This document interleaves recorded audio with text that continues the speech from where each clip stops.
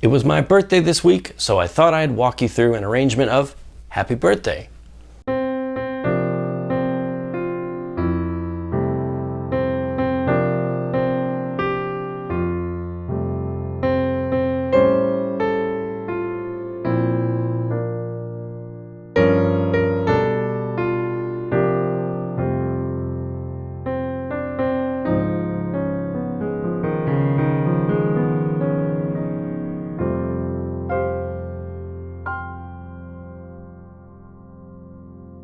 Alright, so the traditional harmonization of Happy Birthday starts on the tonic chord. Goes to the dominant chord, stays there, back to tonic, stays there, to the 4 chord, then goes to the tonic chord in second inversion. In Roman numeral analysis, this would be the cadential 6/4 chord, meaning that over this bass note we have a diatonic 6th and a 4th, which results in the tonic chord in second inversion. So that's then followed by the dominant chord and tonic. And many more. Turns that major tonic chord into a dominant 7th chord. Jazz hands. Alright, so my harmonization, however, doesn't start on the tonic, but the dominant chord, a dominant 7th sus. And that resolves to tonic. Now that tonic chord, that's an F add 9 if you just look at the left hand notes, root 5th, 9th, 3rd, but the melody has the major 7th of that chord. So it would really be called an F major 9 chord. All right, as we continue, we go back to the dominant sus chord and the tonic add 9 chord. And here it definitely is an add 9 because there's no 7th. The melody note is the tonic pitch, the root of this chord.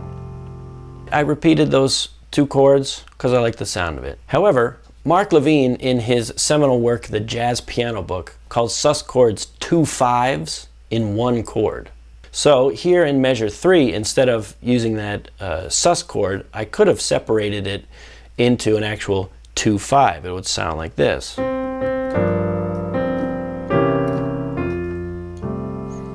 So on the dominant chord, I added a flat 9.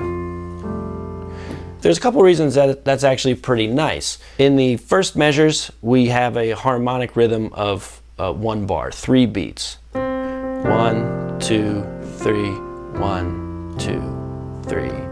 Now if we use the 2/5, we have 1, 2, 1, 1, 2, right? Gives it more of this forward momentum, which actually works very nicely, and it works especially well moving into this next chord, which is pretty tasty. Right, so that's really, it's an A dominant chord, an A7 chord, but if you include all those melody pitches, you have the sharp 9, the root, and then the sharp 5. So that's really an A7 alt. And you would expect that to go to a D chord, maybe like that.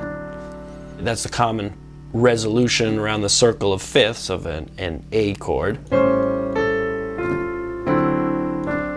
However, instead of doing that, it just goes zoop up a half step to that lovely 4 chord that's straight out of the traditional harmonization. A dominant chord resolving up a half step like that isn't particularly outlandish. That happens very often in the minor mode. It's a very common kind of deceptive resolution in the minor mode.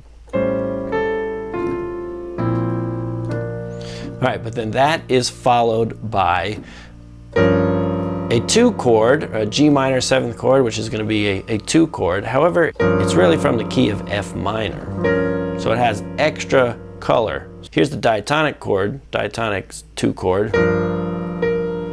but now borrowed from F minor, the parallel minor. Right, so 2 usually goes to 5, so we'd expect that to go to C, which is the dominant chord. However, it doesn't go there either.